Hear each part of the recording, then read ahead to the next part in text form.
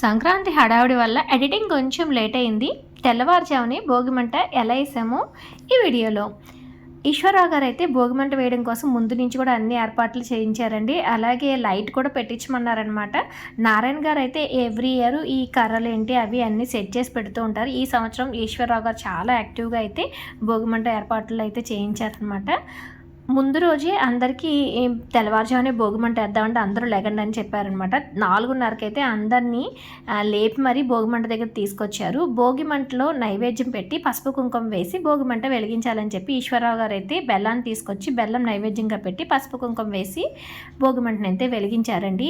Every year Narayana గారు అయితే మొత్తం కర్రలన్నీ పేర్చేసి వెళ్ళిపోతారండి. ఆయన తెల్లవారుజామున వచ్చినా రాకపోయినా ఉన్న ఆడవాళ్ళు వచ్చిన వాళ్ళు కలిసి వెలిగించాలన్నమాట. ఈ సంవత్సరం జెంట్స్ అందరూ తప్పకుండా ఉండాలని ఈశ్వరరావు గారు అయితే అందరినీ లేపారు.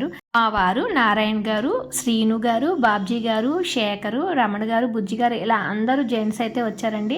లేడీస్ కూడా లక్ష్మి, దేవి, కుమారి గారు, నేను, రమణమ్మ గారు, మహాలక్ష్మి గారు ఇలా అందరూ అయితే వచ్చారనమాట. మా శివచిన్నాన్న, మౌనిక, రమణ గారు కొంచెం లేటుగా యాడ్ అయ్యారు కానీ అందరూ భోగిమంట దగ్గరికి వచ్చేసారు. ముందుగా మగవాళ్ళందరూ కూడా భోగి చుట్టూ ప్రదక్షిణ చేసి నమస్కారం పెట్టుకున్నారండి. తర్వాత మా ఆడవాళ్ళందరూ కూడా ప్రదక్షిణ చేసి నమస్కారం పెట్టాము. సంక్రాంతికి భోగికి కలిపి నేను ముందు రోజే ముగ్గులు అన్నీ వేసేసాను అనమాట. మన గుమ్మంలో మొత్తం ముగ్గులన్నీ ఇలా ఉన్నాయి. మంట వెలుగులో ముగ్గులన్నీ కూడా చాలా బాగా అయితే కనిపిస్తున్నాయండి. రమణ గారును శ్యామల గారు వాళ్ళైతే ముందు వాళ్ళ ఇంట్లో పాత కుర్చీలు ఉన్నాయంట. ఆ కుర్చీలను అయితే ఈ భోగిమంటలో వేసామని ముందుగా తెచ్చిపెట్టారు. ఈ కుర్చీలతో పాటు పాత డ్రెస్సింగ్ టేబుల్స్ అవి ఇవి అన్నీ కూడా భోగిమంటలో వేస్తాం. యాక్చువల్గా అయితే కొంచెం పెట్రోల్ వేస్తూ ఉంటారు, కానీ ఈ సంవత్సరం అసలు పెట్రోల్ అంటూ వేయకుండా ఎండిపోయిన కొబ్బరాకులు వాటిలతో రంప పొట్టుతో అసలు చాలా బాగా అయితే వెలిగిందనమాట. ఇదిగోండి కుర్చీలన్నింటినీ కూడా కొట్టి మంటలో వేసాం. సంక్రాంతి సాంగ్స్ కూడా పెట్టాం.